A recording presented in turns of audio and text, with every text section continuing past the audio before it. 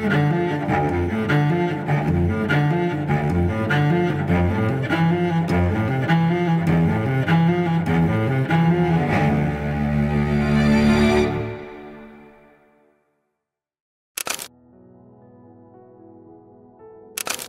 Bapak Ibu sekalian, kita bertemu kembali di dalam Terang Bagi Jalanku. Hari ini kita akan bersama-sama membaca Alkitab kita dari Kisah Para Rasul pasal 6 ayat 1 sampai dengan yang ke-7. Sebelumnya mari kita bersama-sama berdoa di hadapan Tuhan. Bapa di dalam surga, kami berterima kasih karena Engkau memperkenankan kami untuk kami ini boleh memiliki kesempatan untuk kami membaca kitab suci kami bersama-sama. Mohon Tuhan berkenan untuk bentuk kehidupan kami, komunitas kami, menjadi satu buah kehidupan yang memang hidupnya dibentuk melalui pembacaan kitab suci yang rutin dan yang dibaca dengan tertib dan baik. Terima kasih ya Tuhan, kiranya nama-Mu saja dipermuliakan. Dalam nama Tuhan Yesus kami bersyukur dan berdoa. Amin. Pada masa itu ketika jumlah murid-murid makin bertambah, timbullah sungut-sungut di antara orang-orang Yahudi yang berbahasa Yunani terhadap orang-orang Ibrani karena janda-janda mereka diabaikan dalam pelayanan sehari-hari. Ke-12 rasul itu memanggil semua murid dan berkumpul dan berkata, "Tidak baik jika kami melalaikan firman Allah untuk melayani meja. Karena itu saudara-saudara, pilihlah 7 orang di antaramu yang terkenal baik dan penuh dengan roh dan hikmat, supaya kami mengangkat mereka untuk tugas itu. Dan kami sendiri akan memusatkan perhatian pada doa dan pelayanan firman." Usul itu diterima baik oleh seluruh jemaat. Lalu mereka memilih Stefanus, seorang yang penuh dengan iman dan Roh Kudus, dan Filipus, Prokorus, Nikanor, Timon, Parmenas, dan Nikolaus, seorang penganut agama Yahudi dari Antioquia. Mereka dihadapkan kepada rasul-rasul, lalu rasul-rasul itu pun berdoa dan menumpangkan tangan di atas mereka. Firman Allah makin tersebar dan jumlah murid di Yerusalem makin bertambah banyak, juga sejumlah besar imam menerima iman itu. Sampai di sini pembacaan Alkitab kita.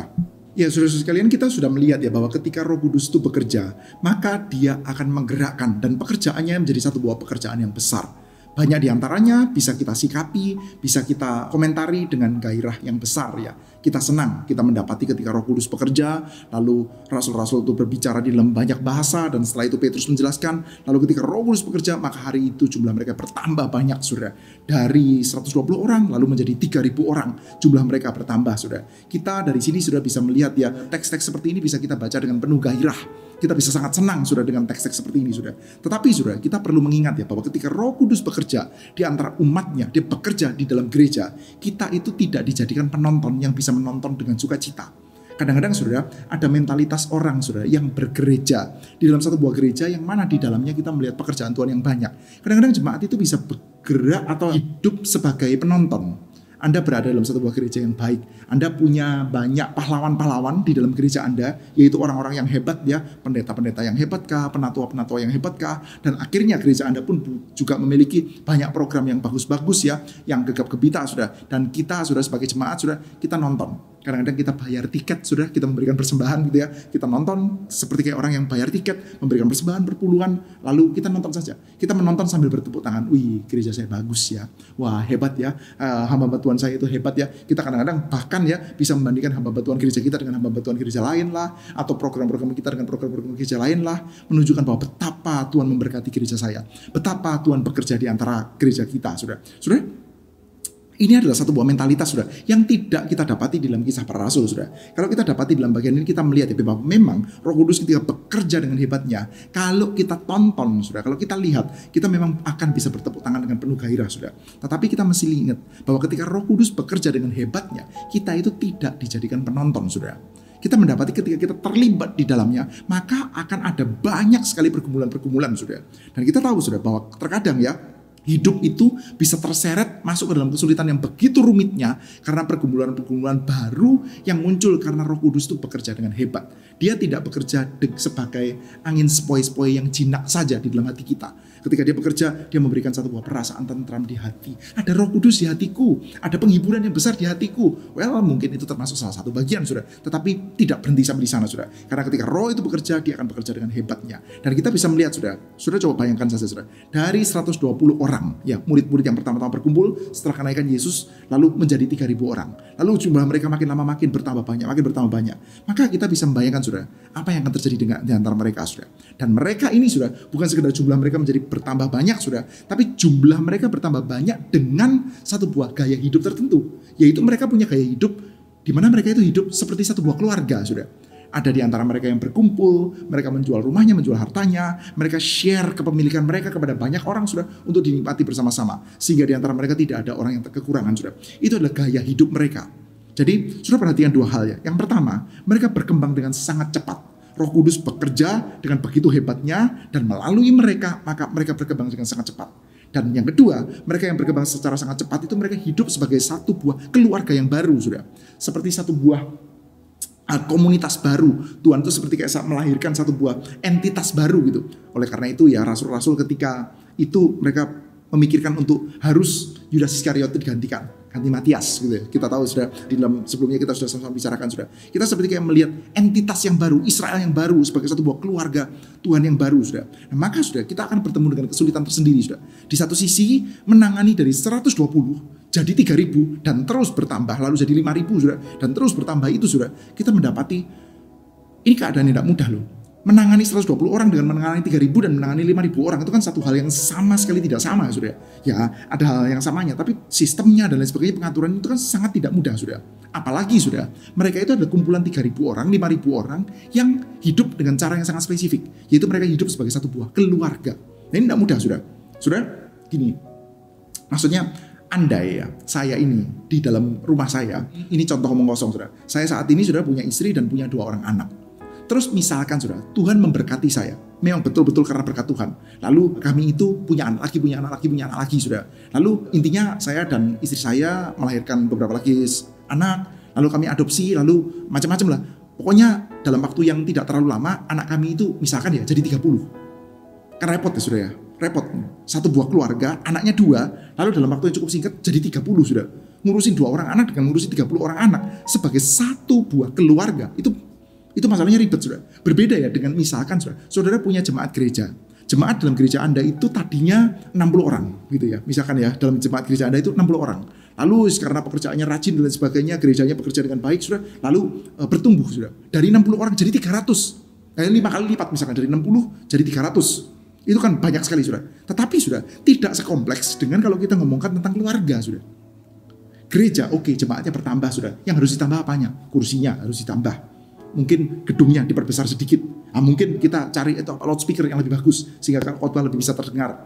Ya mungkin setelah itu ya tim penata layanan ditambah supaya kayak pelayanan bisa lebih oke, lebih cater kepada jemaat yang lebih banyak, sudah. Dari 60 menjadi 300. Kenaikan yang sangat signifikan ya. 5 kali lipat, sudah, sangat signifikan. Tetapi sudah, kalau saya di rumah, sudah, dari 2 jadi 30. Kenaikannya signifikan juga, sudah. Tapi hidup sebagai satu buah keluarga ada kompleksitasnya tersendiri, sudah. Dan mereka, sudah, ini adalah orang yang tadinya 120, jadi 3.000, jadi 5.000, dan terus bertambah, sudah. Maka kita bisa melihat ya, ini akan sangat kompleks, apalagi mereka hidup sebagai satu buah keluarga, sudah. Roh Kudus ketika bekerja, sudah, memang kita bisa melihat, wow, penuh gairah ya, kita melihatnya bisa begitu senang, sudah. Tapi ketika kita terlibat di dalamnya, kita tahu, sudah, akan ada kesulitan yang sangat banyak, sudah. Dan satu hal yang unik dan indah ya, kita mendapati ya, mereka itu adalah golongan yang memeliharakan dan menopang termasuk golongan orang-orang yang paling lemah sekalipun. Yaitu siapa? Janda. Janda itu kan golongan yang sangat lemah ya pada waktu itu ya. Kalau mereka itu sudah tidak punya suami, ya janda sudah pasti tidak punya suami ya. Suaminya sudah meninggal, sudah. Maka ini golongan sudah tidak ada lagi protektornya, sudah.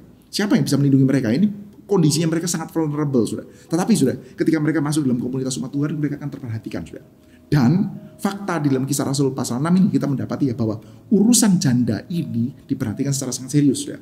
Nah ini saya tidak mengatakan bahwa mari kita endorse satu buah kehidupan seperti kehidupan komunis gitu ya, saudara. Tidak. Ini lagi bicara tentang kehidupan satu buah keluarga Tuhan yang baru yang memperhatikan golongan yang paling lemah sekalipun. Dalam hal ini janda, saudara. Dan terjadi sungguh-sungguh di antara mereka, saudara. Karena rupanya, saudara, mereka itu kita perlu menyadari saat itu sedang ada di Yerusalem, saudara. Yerusalem itu adalah satu buah kota yang sangat spesifik ya. Dia adalah satu buah kota yang punya latar belakang historis dan religiositas yang sangat panjang. Maka saudara, orang-orang yang ke Yerusalem ya, bisa dikatakan Anda kalau di Yerusalem itu, saya nggak pernah ke sana sih saudara ya, tapi Yerusalem abad pertama saudara, bisa dikatakan setiap square milesnya itu mengandung sejarah itu. Mengandung sejarah, membangkitkan satu buah situasi tertentu ya. Saya sih belum pernah ya pergi ke Yerusalem atau pergi ke mana gitu. Tapi saya tebak ya saudara, kalau Anda itu ada di sana dengan pengertian kitab suci yang cukup ya, Anda di sana itu Anda akan berasa ya, bahwa setiap incinya tanahnya Anda bisa bayangkan loh, saya itu berjalan di tempat di mana Yesus pernah berjalan loh. Atau saya ini berjalan di dalam satu buah tempat di mana Musa itu pernah berjalan loh. Itu tempat yang secara historik itu bisa membangkitkan satu buah semangat yang besar sekali ya. Maka saudara, kita melihat ya, ini Yerusalem, satu buah kota dengan latar belakang sejarah dan historisitas yang sangat besar. Sehingga orang-orang lah ada di sana ya, maka mereka akan semakin tumbuh sense mereka tentang keberadaan mereka, etnisitas mereka, agama mereka, saudara. Nah tentu pada waktu itu etnisnya Yahudi semua lah yang berziarah di sana. Orang-orang Kristen mula-mula masih pada waktu itu Yahudi semua lah. Sebagian besar hampir 100% Yahudi semua. Yahudi semua, etnisnya sama, agamanya juga sama, mereka sudah jadi orang Kristen sudah. Tetapi sudah, mereka itu bisa memiliki semacam kayak ketidakselarasan dengan orang-orang yang berbahasanya berbeda. Kita melihat ya, etnis, lalu bahasa, lalu juga agama, itu kan urusan yang sangat sensitif ya. Termasuk bahasa loh saudara. Saudara, saya ini orang Tionghoa ya. Orang Indonesia yang sukunya itu Tionghoa saudara. Orang Tionghoa dengan orang Tionghoa, kalau dia bisa berbahasa Tionghoa saudara, itu akan lain dengan orang Tionghoa yang bisa berbahasa Tionghoa dengan orang Tionghoa yang tidak bisa berbahasa Tionghoa. Itu kayak cara masuknya, ngobrolnya, trustnya itu nggak gampang saudara, tidak mudah. Maka kita melihat ya, orang-orang yang tinggal di sekitaran Yerusalem, yang mereka itu bahasa ibunya itu adalah bahasa Aramaik gitu saudara. Itu akan berbeda ketika dia melihat orang-orang yang tidak bisa berbahasa Aramaik lagi saudara. Ini orang Yahudi nggak bisa ngomong Aramaik, ini orang Yahudi nggak bisa ngomong bahasa Ibrani, orang Yahudi ngomongnya pakai bahasa Yunani loh. Itu orang-orang Yahudi Helenistis gitu ya. Itu pandangannya agak berbeda sudah. Dan kita mendapati rupanya sudah dalam gereja mula-mula secara kayak rada natural saja sudah. Ketika mereka take care kepada janda-janda sudah. Orang-orang yang berbahasa Yunani ini seperti kayak kurang di take care dengan baik sudah. Maka terjadilah sungut-sungut sudah. Ini gereja bertambah dengan sangat cepat. Lalu muncul juga problem seperti ini sudah. Perhatian kepada golongan yang paling lemah. Dan golongan yang paling lemah itu sudah. Rupanya masih ada yang lebih lemah lagi sudah. Yaitu golongan janda-janda yang tidak berbahasa Ibrani, yang berbahasa Yunani sudah. Mereka rupanya tidak mendapatkan pelayanan meja yang cukup sudah. Maka rasul-rasul sudah menganggap ini penting. Ya, sekali lagi ya, menganggap ini penting. Dia mengatakan bahwa kami harus fokus kepada pelayanan firman Tuhan, maka harus dipilih orang-orang untuk menangani problem ini secara khusus sudah. Dan kita melihat ya, ada catatan seperti ini. Tidak baik kami melalaikan firman Allah untuk melayani meja. Karena itu saudara-saudara, pilihlah 7 orang di antaramu yang terkenal baik dan penuh dengan roh dan hikmat, supaya kami mengangkat mereka untuk tugas itu. Dipilih 7 orang yang baik, sudah. 7 orang yang terkenal baik, penuh roh dan hikmat. Dan kita melihat ya, beberapa di antaranya ini nanti akan sangat kita kenal ya orang itu ya. Usul itu diterima oleh seluruh jemaat, lalu mereka memilih Stefanus, seorang yang penuh dengan iman dan Roh Kudus. Salah seorang di antara diaken, nanti kita akan lihat ceritanya lebih lanjut di dalam pasal 7 sudah. Stefanus penuh dengan Roh Kudus sudah. Ini dipilih untuk menjadi diaken. Jadi untuk memilih diaken ini sangat tidak main-main sudah. Dan diaken ini pelayanannya apa sudah? Di lembaga ini secara khusus ya. Untuk apa? Untuk melayani golongan orang yang paling bawah. Dipilihlah orang yang sangat khusus sudah. Sudah kadang-kadang ya, kita memikirkan itu kan kualifikasi seperti apa untuk pekerjaan seperti apa. Betul kan ya? Kualifikasinya kalau tinggi sekali untuk pekerjaan yang sangat tinggi. Nah ini sudah kualifikasinya tinggi sekali. Seorang yang penuh dengan roh, penuh dengan hikmat. Salah satunya adalah Stefanus.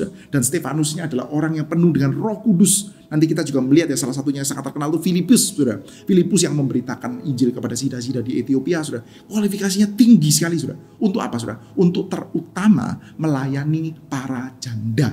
Dan bukan sekedar para janda ya, tapi ini para janda yang berbahasa Yunani. Sudah. Ini golongan yang sudah paling bawah lagi. Pakai kualifikasi yang sangat tinggi. Sudah.